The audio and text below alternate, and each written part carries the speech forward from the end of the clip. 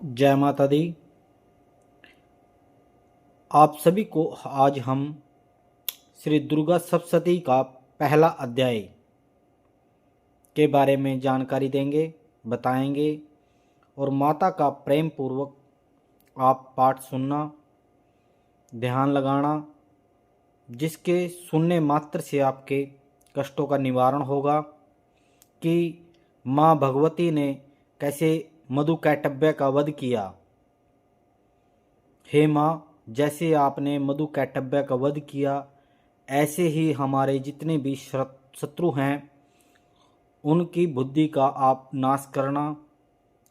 हमारे व्यापार में कोई भी अगर नज़र दोष हो, भूत प्रेत बाधा हो, तो उसे अपनी दिव्य दृष्टि कृपा से दूर करना।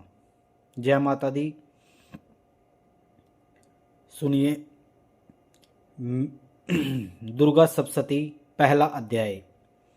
मेघा ऋषि राजा सूरत और समाधि को भगवती महिमा बताते हुए मैं मधुकैटभ का वध प्रसंग सुनाना। विनियोग। ओम। प्रथम चरित्र के ब्रह्मा ऋषि महाकाली देवता गायत्री चंद नंदा शक्ति रक्तदंती का बीज अग्नि तत्व और ऋग्वेद स्वरूप है।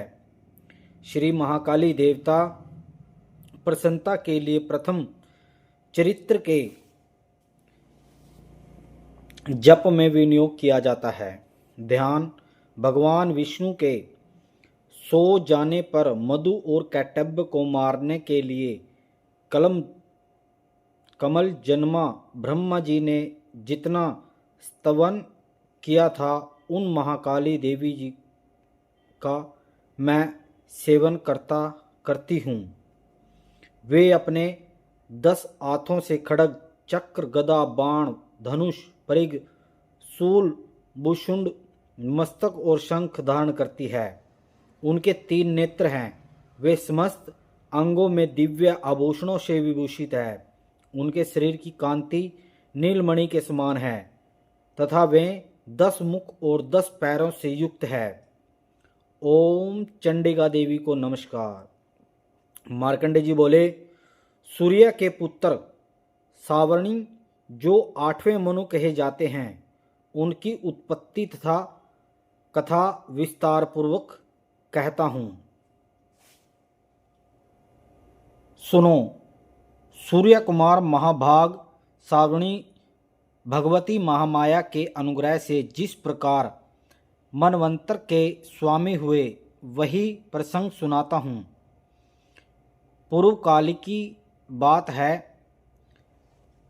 स्वराचिस मनवंतर में सूरत नाम के एक राजा थे जो चैत वंश के में उत्पन्न हुए। उनका समस्त भूमंडल पर अधिकार था। वे प्रजा का अपने ओर से पुत्रों की भांति धर्म पूर्वक पालन करते थे। तो तभी उस समय कोला विध्वंसी नामक के क्षत्रिय उनके शत्रु हो गए।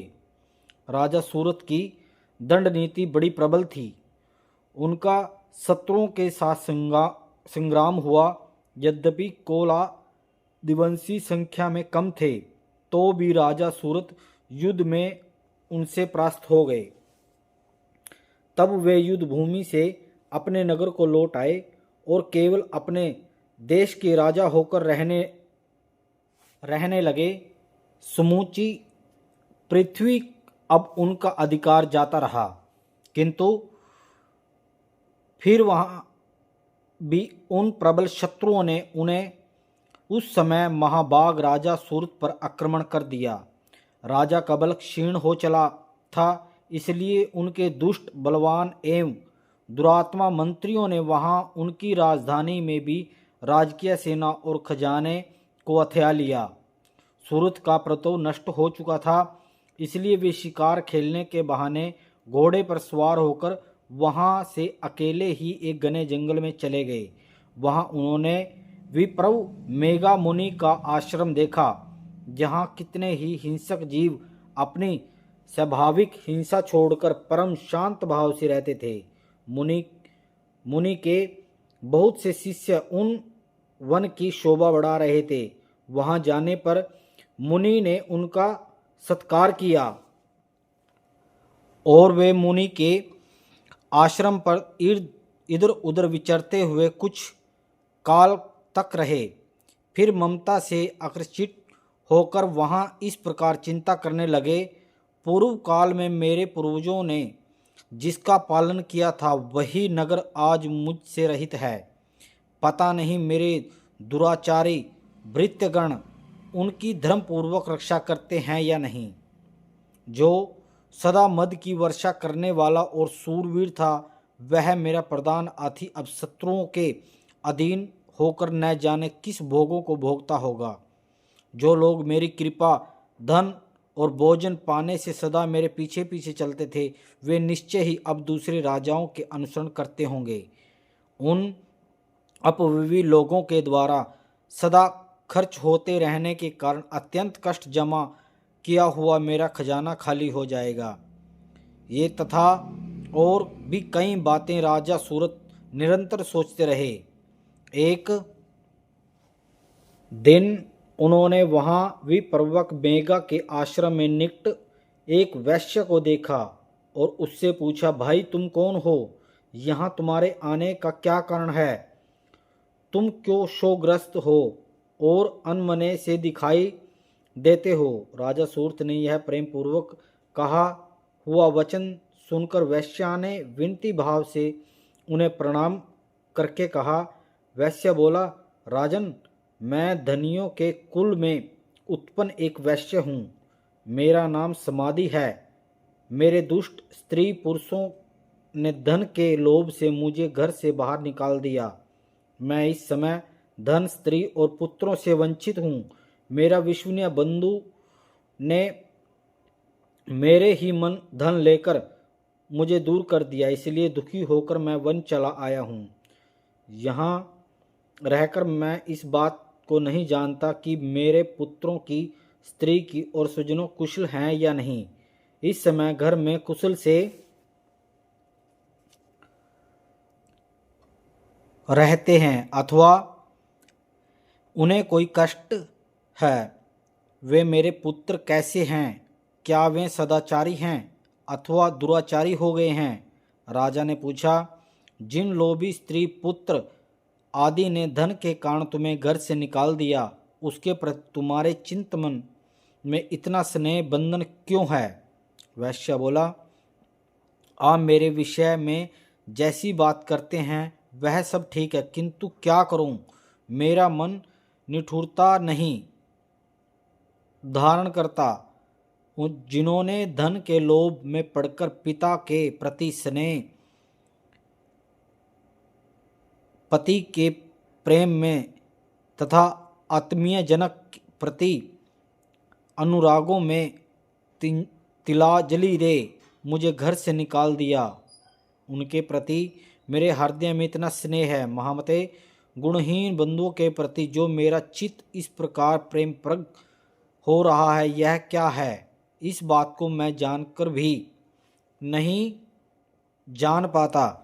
उनके लिए मैं लंबी सांसें ले रहा हूँ और मेरा हृदय अत्यंत दुखित हो रहा है।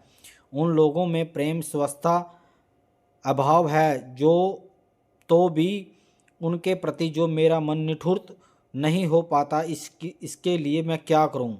मार्कंडेय जी कहते हैं, ब्राह्मण तदंतर राजाओं में सर्वश्रेष्ठ सूरत और वह समाधि नामक वैश्य दोनों साथ साथ मेघा मुनि के सेवा में उपस्थित हुए और उनके साथ साथ यथा योग्य न्यायकुल विनयपूर्ण बर्ताव करके बैठे। तत्पश्चात वैश्या और राजा ने वार्तालाप आरंभ किया।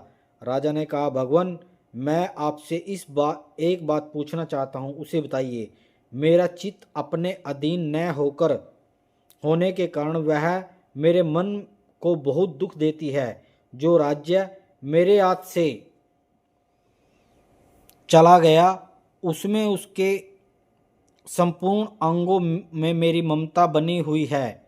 मुनिश्रेष्ठ, यह जानते हुए कि अब मेरा नहीं है, अज्ञानी की भक्ति मुझे उसके लिए दुख होता है। यह क्या है?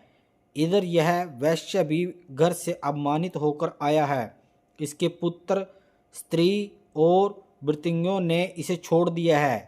स्वजनों ने इसका परित्याग कर दिया है, तो भी यह उनके प्रति अत्यंत हार्दिक स्नेह रखता है। इस प्रकार यह तथा मैं दोनों के लिए बहुत दुखी हूँ। जिसमें प्रत्यक्ष दोष देखा गया है, उसके विषय में हमारे मन की ममता जनित आकर्षण पैदा हो रहा है। महाभाग, हम दोनों समझदार हैं, तो भी हम में जो मोह पैदा हुआ है यह क्या है? विवेक शून्य पुरुष की भांति मुझ में और इसमें यह मूर्ता प्रत्यक्ष दिखाई देती है। ऋषि बोले, महाभाग, विषय मार्ग का ज्ञान सब जीवों को है। इस प्रकार विषय को सबके लिए अलग अलग हैं। कुछ प्राणी दिन में नहीं देखते और दूसरे रात में नहीं देखते, तथा कुछ जीव ऐसे हैं जो दिन में रात्रि में बराबर देखते हैं। यह ठीक है कि मनुष्य समझदार होते हुए, किंतु केवल वे ऐसे ही नहीं होते। पशु, पक्षी और मृग आदि सभी प्राणी समझदार होते हैं। मनुष्य की समझ भी वैसी ही होती है जैसे उन मृग और पक्षियों की होती है, तथा जैसे मनुष्य की होती है वैसे ही मृग, पक्षी आदि की होती है। तथा अन्य बातें भी प्राय दोनों में समान ही हैं। समझ होने के कारण पक्षियों को देखो, ये स्वयं भूख से पीड़ित होते हुए मोहवश बच्चों की चोंच में कितने चाव से अन्न के दाने डालते हैं। नरश्रेष्ठ, क्या तुम अपने देखते कि यह मनुष्य समझदार होते हैं? लोभवश अपने लिए किए हुए उपकार का बदला पाने के लिए अपने पुत्रों की अभिलाषा करते हैं। यद्यपि उन सब में समझ की कमी नहीं है, तथापि वे संसार की स्थिति, जन्म मरण की परंपरा बनाए रखने वाले भगवती महामाया प्रभाव द्वारा ममता में भंवर से युक्त मोह के गहरे गर्तों में गिराए हुए हैं। इसलिए इसमें आश्चर्य नहीं करना चाहिए। जगदीश्वरी भगवान विष्णु की योग निंद्र रूपा जो भगवती महामाया है, उन्हीं ने यह जगत मोहित हो रहा है। वे भगवती महामाया देवी ज्ञानियों भी चित्त को बलपूर्वक खींचकर मोह में डाल देती हैं। वे ही इस संपूर्ण चराचर जगत की सृष्टि करती हैं, तथा वे ही प्रसन्न होने पर मनुष्यों को मुक्ति के लिए वरदान देती हैं। वे ही परा विद्या, संसार बंधन और मोक्ष की हेतुभूता सनातनी देवी तथा संपूर्ण ईश्वरों की भी अर्धेश्वरी है।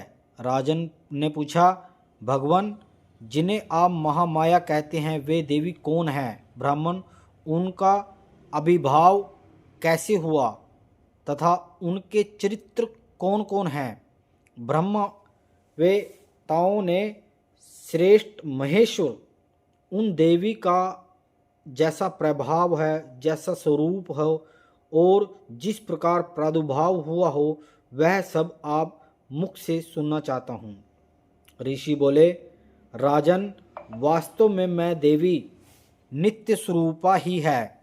संपूर्ण जगत उन्हीं का रूप है तथा उन्हें समस्त विश्व को व्याप्त कर रखा है, तथापि उनका प्राकट्य अनेक प्रकार से होता है। वह मुझसे सुनना, यद्यपि वे नित्य और अजन्मा हैं, तथापि जब देवताओं का कार्य सिद्ध करने के लिए प्रकट होती है, उस समय लोक की उत्पत्ति हुई कहलाती है। कल्प के अंत में जब संपूर्ण जगत एकावरण निमग्न हो रहा था और सबके प्रभु भगवान विष्णु शेषनाग की शस्य बिछाकर योग निद्रा के आश्रय से सो रहे थे, उस समय उनके कानों के मैल से दो भयंकर असुर उत्पन्न हुए, जो मधु और कैटव्य नाम से विख्यात थे। वे दोनों ब्रह्मा जी का वध करने के लिए तैयार हो गए। भगवान विष्णु के नाभि कमल से विराजमान प्रजापति ब्रह्मा जी ने उन दोनों भयानक असुरों को अपने पास पाया और भगवान को सोया हुआ देखा। तब एकाग्रचित होकर उन्होंने भगवान विष्णु को जगाने के लिए नेत्रों में निवास करने वाली योग निद्रा स्तवन आरंभ किया। इस पर विश्व की अग्रदीश्वरी, जगत धारण करने वाली, संसार का पालन और संहार करने वाली तथा तेज स्वरूप भगवान विष्णु की अनुपम शक्ति है, उन्हें भगवती निद्रा देवी की भगवान ब्रह्मा स्तुति करने लगे।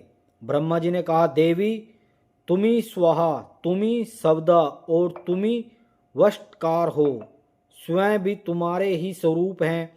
तुम्ही जीवनदायिनी सुधा हो, नित्य अक्षर प्रवण अकार उकार मकार इन तीन मात्राओं में रूप तुम्ही स्थिर हो तथा इन तीन मात्राओं में अतिशक्ति जो बिंदु रूपा नित्य अर्धमात्रा है, जिसका विशेष रूप उच्चारण नहीं किया जा सकता, वह भी तुम्ही हो देवी।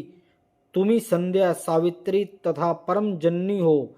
देवी तुम्ही इस विश्व ब्रह्मांड को धारण करती हो, तुमसे ही इस जगत की सृष्टि हुई है, तुम्ही से इसका पालन होता है और सदा तुम्ही ही कल्प के अंत में अपना ग्रास बना लेती हो।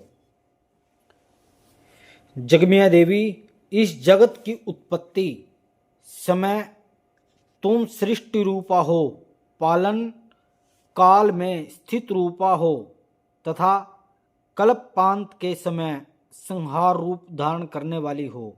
तुम्ही महाविद्या, महामाया, महामेघा, महासमृद्धि, महामोह रूपा, महादेवी, महासुरेश्वरी, तुम्ही तीनों गुणों में उत्पन्न करने वाली सबकी प्रकृति हो। भयंकर कालरात्रि, महारात्रि, मोहरात्रि तुम्ही हो। तुम्ही ही ईश्वरी, तुम्ही ह्रीम, तुम्ही बोध स्वरूपा बुद्धि हो। लज्जा, पुष्टि, तुष्टि, शांति और क्षमा भी तुम्ही हो। तुम ही खड्गधारणी, शूलधारणी, गौ रूपा तथा गदा, चक्र, शंख और धनुष धारण करने वाले, बाण, बशुंडी और परिग, ये भी तुम्हारे अस्त्र हैं। तुम सौभाग्य और शोभास्त्र हो। इतना ही नहीं, जितने भी शोभ्य एवं सुंदर पदार्थ हैं, उन सब की अपेक्षा तुम अति सुंदरी हो। पर जो ऊपर सबसे परे रहने वाली परमेश्वरी तुम ही हो। सर्वस्वरूपे देवी, तुम भी सत असत रूप जो कुछ वस्तुएं और जो सबकी जो शक्तियां हैं, वह तुम ही हो। ऐसी अवस्था में तुम्हारी स्तुति क्या हो सकती है, जो इस जगत की सृष्टि, पालन और संहार करते हैं। उन भगवान को भी तुमने निद्रा के अधीन कर दिया, तब तुम्हारी स्तुति करने में यहाँ कौन समर्थ हो सकता है। मुझको भगवान शंकर तथा भगवान विष्णु भी तुमने ही शरीर धारण कराया है। तुम्हारी स्तुति करने की शक्ति किस में है देवी? तुम तो अपने इस उद्धार प्रभाव से प्रकाशित हो। ये जो दोनों दुर्वस असुर मधु और कैटव्य हैं, इनको मुंह में डाल दो और जगदीश्वर भगवान विष्णु को शीघ्र ही जगा दो। साथ ही इनके भीतर इन दोनों महान असुरों को मार डालने की बुद्धि उत्पन्न कर दो। ऋषि कहते हैं, राजन, जब ब्रह्मा जी ने मधु कैटव्य को मारने के उद्देश्य से भगवान विष्णु को जगाने के लिए तमोगुण अधिशास्त्री देवी योग निद्रा की इस प्रकार स्तुति की, तब वे भगवान के नेत्र, मुख, नासिका, बाहु, हृदय और वक्षस्थल से निकलकर अव्यस जन्मा ब्रह्मा जी की दृष्टि में समक्ष खड़ी हो गई। योग निद्रा से मुक्त होने पर जगत के स्वामी भगवान जनार्दन और 51 के जल के शेष नाग से जाग उठे। फिर उन्होंने उन दोनों असुरों को देखा। वे दुरात्मा मधु और कैटव्य अत्यंत बलवान और पराक्रमी थे और क्रोध से लाल आंखें किए ब्रह्मा जी को खा जाने के लिए उद्योग कर रहे थे। तब भगवान हरि ने उठकर उन दोनों के साथ 5000 वर्षों तक केवल भाव युद्ध किया। वे दोनों भी अत्यंत बल के कारण उन्मत्त हो रहे थे। इधर महामने भी उन्हें मोह में डाल रखा था, इसलिए वे भगवान विष्णु से कहने लगे, हम तुम्हारी वीरता से संतुष्ट हैं, तुम हम लोगों से कोई वर मांगो।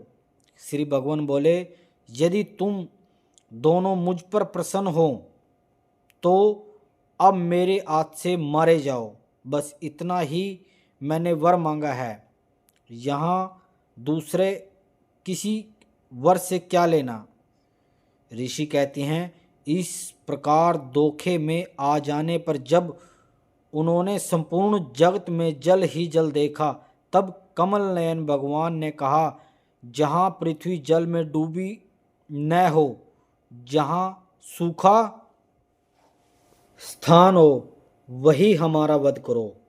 ऋषि कहते हैं, तब तथावस्तु कहकर शंख चक्र और गदा धारण करने वाले भगवान ने उन दोनों के मस्तक पर अपनी जांग रखकर चक्रवाट से काट डाले। इस प्रकार ये देवी महामाया ब्रह्मा जी की स्तुति करने पर स्वयं प्रकट हुई। अब पुण्य तुमसे उनके प्रभाव का वर्णन करता हूँ। इस प्रकार मार्कंडेय पुराण में सर्वार्थ मनवंतर की कथा अंतर्गत देवी महत्स्य में मधु और कैटब नामक पहला अध्याय पूरा हुआ। जय माता दी, जय माता दी। अब मिलते हैं एक नई वीडियो में, जिसमें हम आपको महिषासुर का वध के बारे में जानकारी देंगे। ये माता का दूसरा अध्याय है। जय माता दी, जय माता दी।